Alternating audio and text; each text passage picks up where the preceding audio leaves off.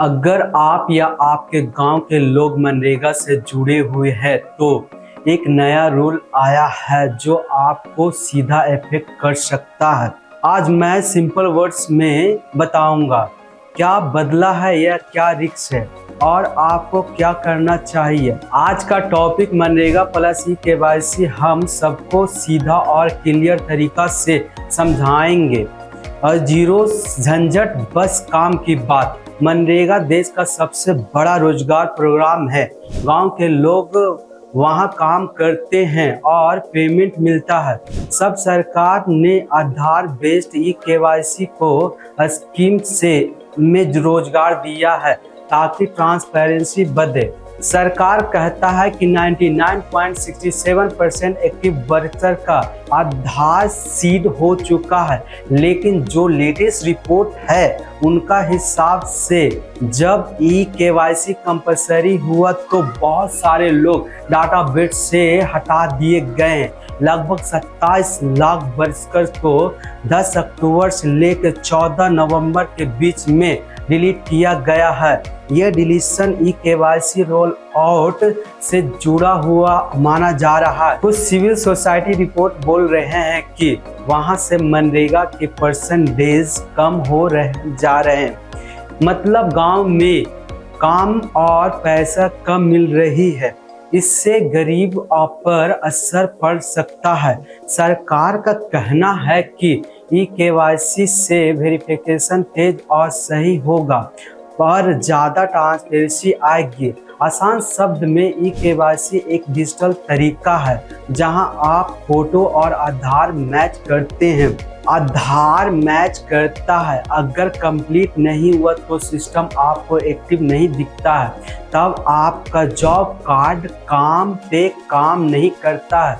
इसलिए कुछ जगह पे लोग हटा दिए गए हैं या उनका जॉब कार्ड इनएक्टिव हो गया है। सबसे ज़्यादा रिस्क उन लोगों को है जिनके पास आधार लिंक नहीं है, जिनका इंटरनेट एक्सेस कम है या जिस डॉक्यूमेंट्स सही से अपलोड करने में दिक्कत आ रही है, खास करके SC ST और रिमोट गांव के लोग। मिनिस्ट्री ने एक SOP और प्रोसेस बताया है कि ताकि जॉब कार्ड डिलीट करने में फेयरनेस रहे। सरकार कहती है कि ई-केवाईसी से वेरिफिकेशन अंडर 1 मिनट में हो जाता है अगर आधार सीडेड है, लेकिन ग्राउंड रिपोर्टर बोलते हैं कि बहुत जगह टेक्निकल और कनेक्टिविटी प्रॉब्लम्स है, इसलिए कंप्लेंट शुरू चल रहा है।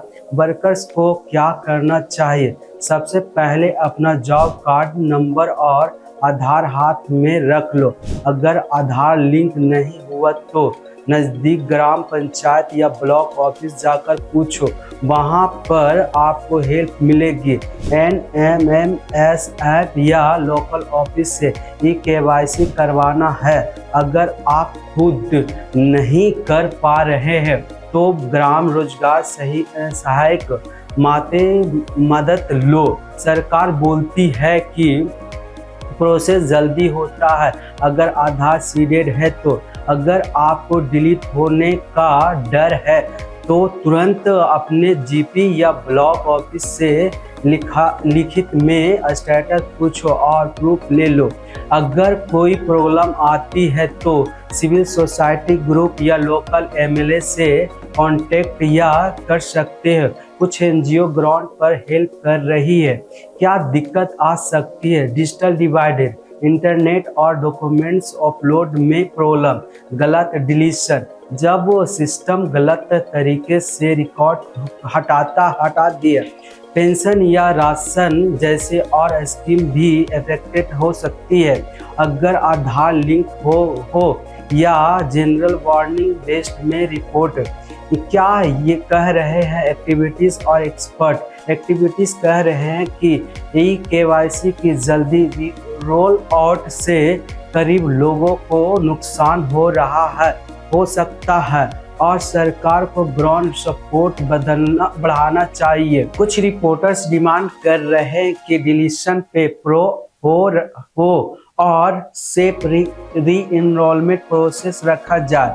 सरकार का जवाब है, सरकार कहना है कि अधिकतर वर्कर्स का अधिकार सिद्ध हो चुका है। 99.67% ई-केवाईसी से ट्रांसपेरेंसी और फ्रॉड कम होगा और एसओपी से अनफेयर डिलीशन रुक जाएगा। लेकिन ग्राउंड लेवल पे प्रॉब्लम्स रिपोर्ट हो रही है जिससे सॉल्व करना जरूरी है।